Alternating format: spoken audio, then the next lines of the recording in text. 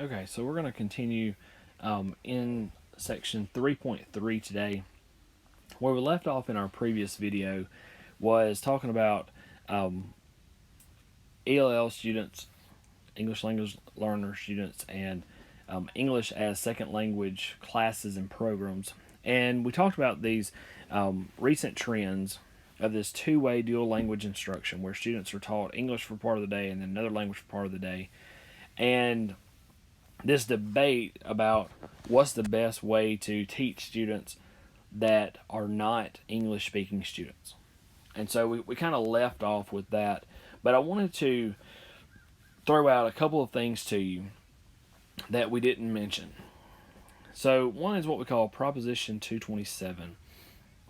This is a law that was passed in California, I believe.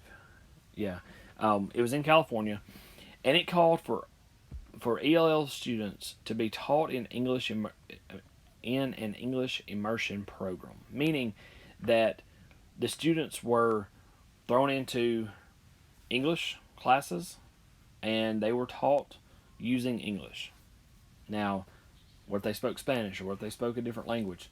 It didn't matter. They were thrown into the English class with the idea that you're going to pick up on enough English to be able to be successful. And what they found in California when this was done is that overall test scores for these students improved since implementing this program. This was, again, a program that said we're going to just immerse them in English. And I don't know if there were some kind of ESL instruction on the side or what, but I know that the test scores improved. Now, you can imagine if you are thrown into a class, you as an English speaking person are thrown into a class where a teacher speaks Spanish all the time and doesn't speak English, well, you're eventually going to be able to pick up on some things, right? Especially if you're somewhat familiar with the language. I took 2 semesters of Spanish when I was at ICC, and I did not I didn't know any Spanish going in other than maybe how to count to 20. Like I knew very, very little. And the teacher at the time didn't teach with strictly immersion, but she did teach with a lot of immersion where it was like, look, I'm going to speak Spanish. We're in a Spanish class. And that was always kind of a fear for me because I was like, I don't understand any Spanish. And so as I began to learn a little bit, I could pick up on things that she was saying in Spanish, and I could read Spanish, and I can still read Spanish decently because so many words are similar to English words. So I may not know what every little word means, but I can at least pick up enough to be able to communicate through writing with somebody that is speaking Spanish. Now, I don't do well listening to it just because usually they speak faster than I can keep up with. And I'm sure we do that same thing as teachers teaching English or speaking English and teaching a kid that's in Spanish. We probably lose them sometimes because we're speaking so fast that they can't keep up, and so that can be a problem. The critics to this proposition point out that overall test scores in California have also improved over that time period. So what they're saying is, well, you implemented this program, your overall test scores improved for these ELL students, but it improved for everybody. And so maybe it's just what you're doing in class or the students overall, not necessarily this proposition being the cause of what helped those students. So just kind of want to close our thoughts on teaching students that have language barriers as as we get ready to move forward and talk about different ability levels. So one of the main ways that students are going to be different is in their ability level. Obviously, you know this. You know that probably every one of you in this class has a different ability level. You're going to have things you're really good at. You're going to have things that you're not very good at. And that's the case with most people. There are very few people who are good at everything. Now, there may be some, but it's just kind of a rare thing that a student would be really, really good naturally at a lot of stuff. Now, that doesn't mean you can't make good grades and everything. For example, my kids, I expect them to make A's, if not A's, for sure B's, and I don't expect anything less than that because I know that if they work hard enough, they can be successful in whichever subject they choose. My son, on one hand though, is really good at math. He kind of gets it with very little instruction. He can get it. He's in fourth grade. He's on a sixth grade math level already. Um, that's not something he really has to work to get. My daughter, on the other hand, she makes great grades in math, but it doesn't come as natural to her. My son doesn't like to read. The reading is harder for him, and so um, he's got to work a little bit harder at the reading and language classes, but he still makes good grades. My daughter, she loves to read. She will sit down and read a book like it's nothing. My son would take that same book and be like, I can't do it, and he would freak out.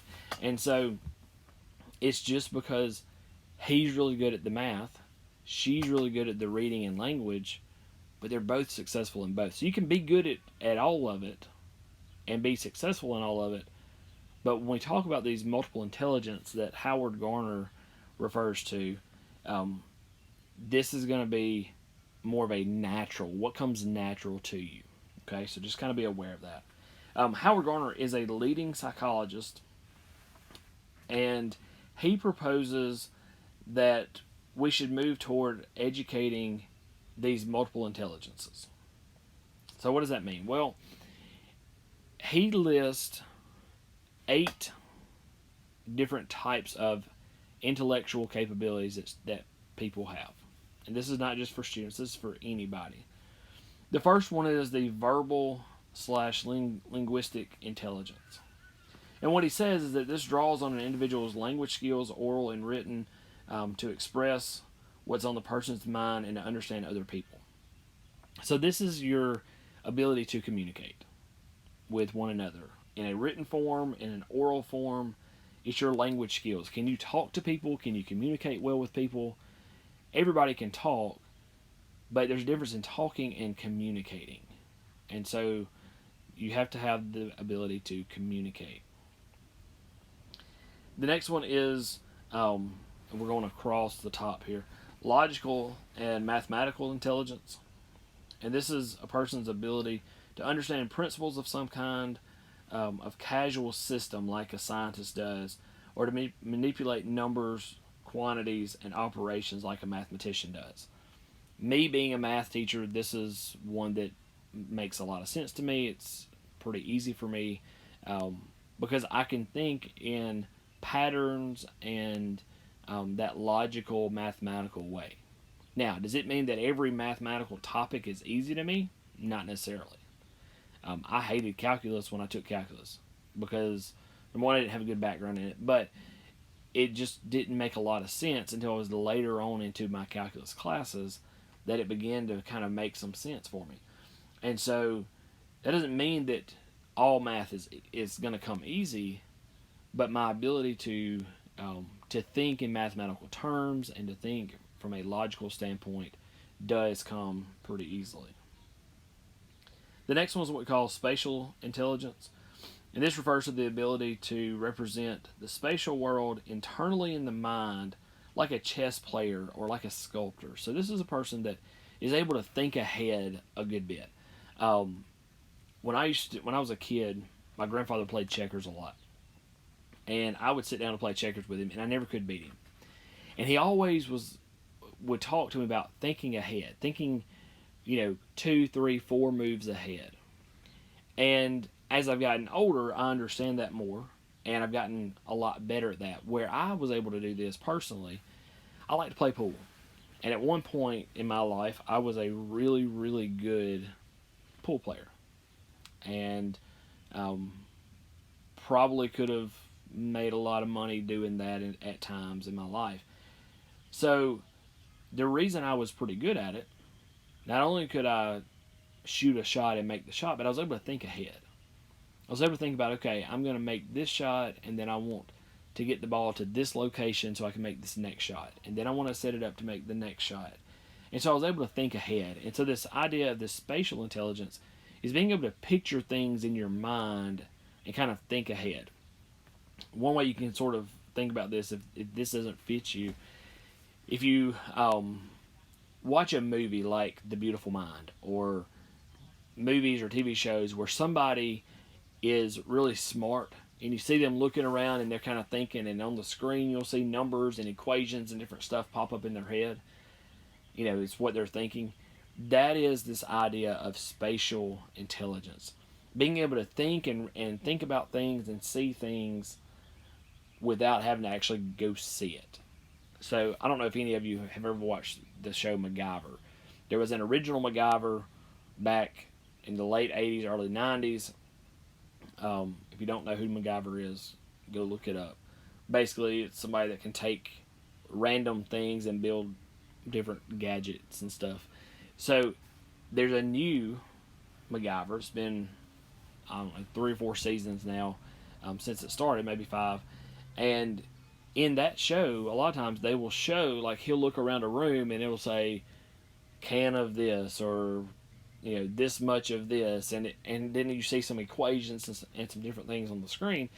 And what he's doing is he's spatially reasoning, spatially thinking about, okay, I'm going to use these materials, here's what I'm going to do with it, and then I'm going to do this, and able to think ahead. And so that's what the spatial reasoning is all about. The next one is bodily kinesthetic intelligence, and that's the capacity to use your whole body or parts of your body to solve a problem, make something, or put on some kind of production, like an athlete or performing artist. Now, this can be in a number of ways that somebody could do this. You may have somebody that is a fantastic dancer, gymnast, something of that sort. They have this bodily or kinesthetic intelligence. You could also have somebody that is a great athlete that maybe is not great at ballet or dance or gymnastics, but they're still athletic and they're able to do other things. That person also might have a bodily or kinesthetic intelligence. And so this is not just, the good athletes or the people that are good at something. It's anybody that can use their body, use their hands to do things. And so again, that can be a number of different ways. The next one is musical intelligence. That is the capacity to think in music, or to be able to hear patterns and recognize, remember, and manipulate them. This is absolutely not my strength. I have a cousin who is a couple years younger than me that could listen to something being played, any kind of music, and he could pick up a guitar and he could play it the very first time very easily. Fantastic musician. He has a musical intelligence. He is able to hear it and play it. He's able to think in that musical term. I'm fascinated by songwriting. I don't write songs. I don't have that talent, but I am fascinated by those who do. And so I've listened to a lot of podcasts with songwriters and things, and it's always interesting because when you hear them talk about it, or you see them writing a song, it's always, okay, well, we need this, and we need it to go here, and we need to do this, and you can always hear them you can tell they see it in their minds, and they can kind of feel what should happen with the song. And that's just fascinating to me because that's not my strength. But you will have a lot of students that will have that kind of strength, and maybe some of you have that musical intelligence. The next one is the interpersonal intelligence, and it's the ability to understand other people. It's also an ability that we all need, but it's really important for teachers to have. If you were going to be in sales, that would be a good skill to have. If you're going to be a politician, that's a good skill to have. And so if you say, well, I don't have interpersonal skills, I can't do that well where I understand other people and, um, you know, influence their thinking and that kind of thing.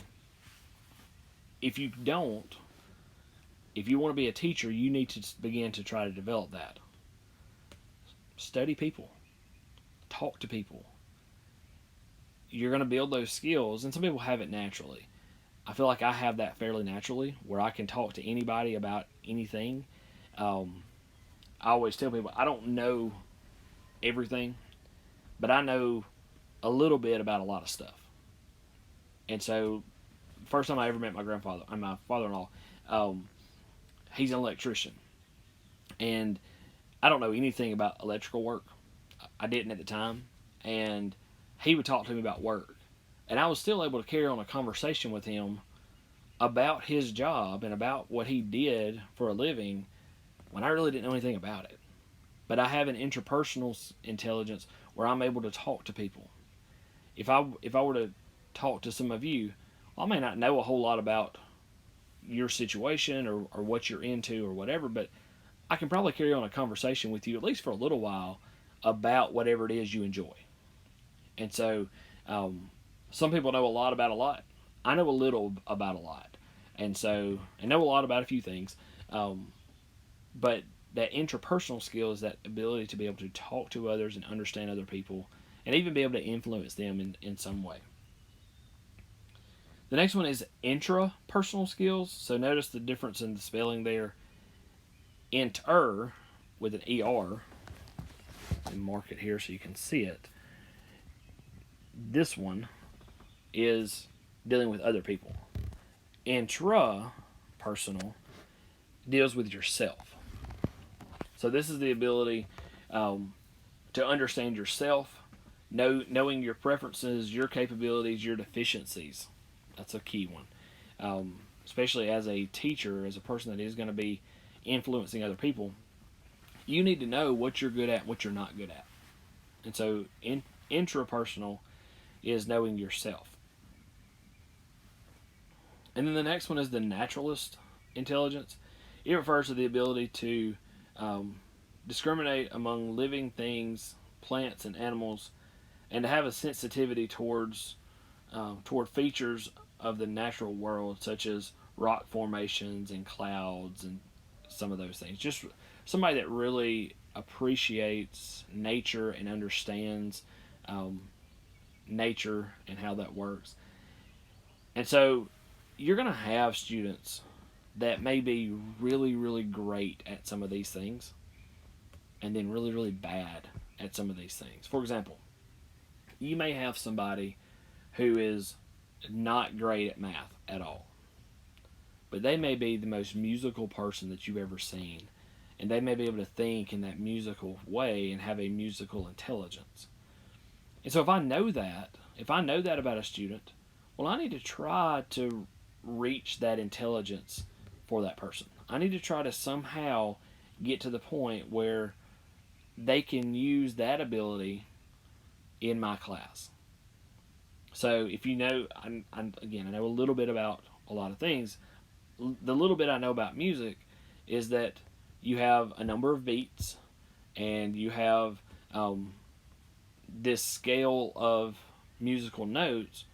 Well, you could take that and I could spin that to where it makes some sense with some math in different settings and all. So you maybe can use some of those things, some of these different intelligence to fit a subject area that you're teaching, and let these students capitalize on the fact that they're really good at stuff. If you were to judge me on my musical ability and my musical intelligence, you'd go, that guy's not very smart. He didn't know a whole lot. But if you were to judge me on my logical and mathematical intelligence, you may say, that guy is super, super smart. And I would say that maybe I'm not the smartest guy in the world, but I'm not at the lower end either. I've got, again, I'm pretty good at a lot of different things, and know a little bit about a lot of things. And so you kind of develop this as you grow older, I feel like, and as you get more experience, you individually are going to probably build some of these intelligences more for yourself. And so I think that's important. There's also a ninth one that Garner has tentatively identified that he calls the existential intelligence. And this refers to the ability to pose and ponder questions about life, death, and ultimate realities. So thinking about the purpose of life, what happens after death, and kind of thinking from that standpoint. So what I'd like you to do is just take a minute and think about, what are you good at? What intelligences fit you personally? So if you want to pause the video and kind of think on that, ponder on that for a minute, I'll tell you where I feel like I have pretty good intelligences. Obviously, number one, with the logical and mathematical. That's something that I'm able to do really well. I feel pretty good about my ability to think spatially. Again, thinking ahead and thinking about, okay, if this happens and this is going to happen, if that happens and this happens, and kind of thinking, for lack of a better term, several moves ahead. So I feel like I'm pretty good at that. I feel like I'm pretty good from the standpoint of being able to talk and write from a verbal linguistic standpoint. I would not say that's one of my top intelligences, but it is one that I feel pretty good about.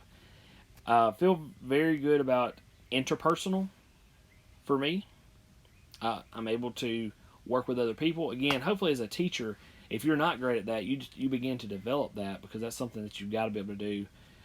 You got to have those interpersonal skills where you can talk to other people. I feel good about intrapersonal for me.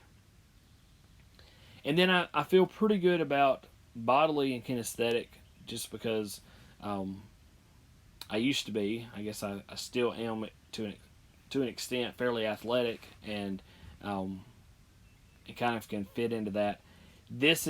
I would not say this is my strongest one, but this is one that I feel okay about myself. So if I were going to list, like, what are my top intelligences, I would say the ones that I have circled: logical, mathematical, interpersonal, intrapersonal, and spatial. And then the other two, the verbal, linguistic, and bodily kinesthetic, I'm pretty good at both of those. And then the other two, the naturalist and the musical, not necessarily my strengths. So that's me. You may be good at all of them. You may only be good at one or two, and that's perfectly fine. But the point is, your students also may only be good at one or two. And so you've got to be able to teach them in such a way that you can try to reach all of their abilities.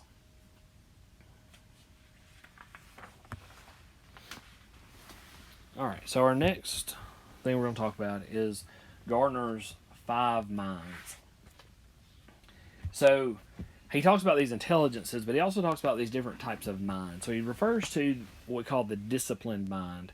And this is somebody that has mastered at least one way of thinking, a distinct mode of cognition that characterizes a specific scholarly discipline, craft, or profession. So this is going to be the person who is very, very disciplined in an area. They have mastered a discipline. Mathematics, language, art, engineering, whatever it is, they have mastered some discipline. Then we've got the synthesizing mind. This is the mind that takes information from different sources, understands and evaluates that information objectively, is able to put it together in ways that make sense to that person and then also to other people. So if you were going to do, let's say you were going to do research on something. As I'm writing my dissertation, I'm having to do research. So I go pull information. If I pull all my information from one source only, well, that source may be biased, that source may not be accurate. There may be some issues there. So then I go pull information from other sources. And the synthesizing mind is the idea that you can take all of those sources together and be able to put it all together and get valuable information out of it and explain it in a way that makes sense. That one's a really hard one to do because you're having to gather so much information and then kind of sift through what is important and what is accurate and put that together to draw a conclusion. If more people would use a synthesizing mind, I think you wouldn't have so many different ideas on different things. For example, we're in the coronavirus situation right now, right? So you, depending on who you listen to, you hear people say, "Oh, it's not that big of a deal. It's just like the flu." If you listen to other people, they say, "Oh, it's if you get it, you're going to die," and it's really kind of somewhere in between. There are people that have died from it, but it's more than just the flu.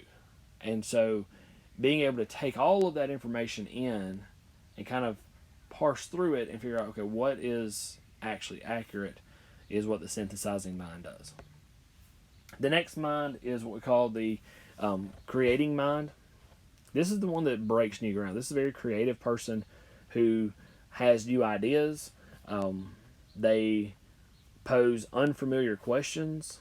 They conjure up fresh ways of thinking and arrive at unexpected answers. So this is the person that if you were building a team of people to work around, you'd want a creating mind. Somebody that can create, because you want somebody that's creative.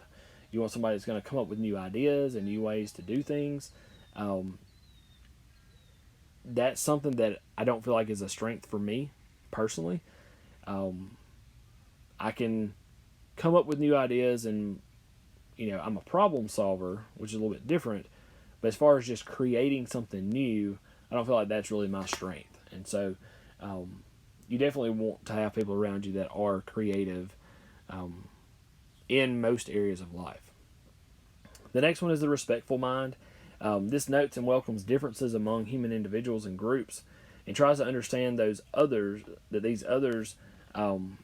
and seeks to work effectively with them. So this is the person that's going to be mindful of, hey, we're all different. Kind of like we talked about previously in this chapter.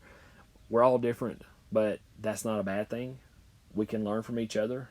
My experiences are different than your experiences, and where I grew up is different maybe from where you grew up. And so being able to take all those differences and learn from it and build on it is what the respectful mind does. And then the ethical mind is the mind that ponders the nature of one's work and needs and desires of society in which one lives. This mind conceptualizes how workers can serve purposes beyond self-interest and how citizens can work unselfishly to improve the lot of all. So, again, this is ethical, right? Making ethical decisions. A person that considers the ethics when working through anything. And so, with these 8 intelligences and these 5 different minds, you can see that we're going to have students that have tons of different ability levels. And so, as a teacher, it's important that we understand that they're all different. They all have different abilities. They all have things that are different about them. And then we embrace that. And we try to teach them in such a way that they are able to grow, and they're able to use that to be successful in our classes. So the one thing about some of this that I would pose for you to kind of ponder is, how would you go about teaching? Let me back up a slide. How would you go about teaching these students that have these multiple intelligence? How would you teach the students that's verbal and linguistic, or spatial, or musical, or interpersonal, and so on? How would you incorporate that into your class? So just something for you to think about. And then as we talk about these 5 minds, it's important that you can reach these 5 minds and be able to teach across disciplines. So sometimes if you are um, if you're working with another teacher to teach a topic, and we talked about this in our curriculum chapter, if you are working together with a teacher and y'all are going to teach the same topic, well, you're probably going to teach that topic in different ways. And so you're going to reach some of these different intelligences, you're going to reach these different uses of the mind. And that's really what these 5 minds are talking about, is uses of the mind. And so, again, hopefully we can use that to reach all of our students. Now, in your book on page, find the page number so I can give it to you. On page 70, make a note of this. I would go to page 70 in your book, and there is a chart, it's a table that talks about how you might use the different intelligences. So, for example, for the linguistic, you have the linguistic menu, and it says use storytelling to explain whatever. Conduct a debate on whatever. Conduct an interview of somebody on something. Those are all linguistic intelligence that are being used. You could get into like the bodily kinesthetic, and it says build or construct a blank.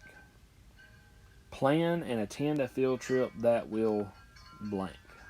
And so you can see how, if you look at this table, you can use a lot of those different intelligences within your class, maybe from a discussion standpoint or an activity standpoint.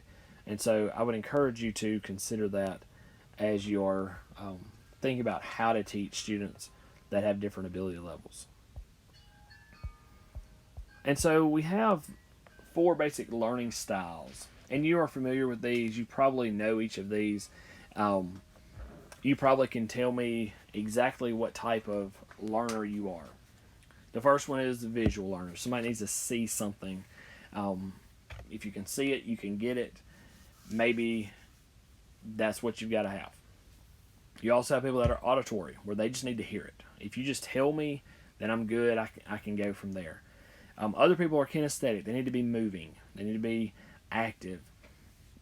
And then you have the tactile, which actually needs to touch something. It's not just moving, but it's actually putting your hands on something. So in my geometry class, in the real number systems class that I teach, I try to do some of the tactile, where I give out different things for you to put your hands on and actually work with.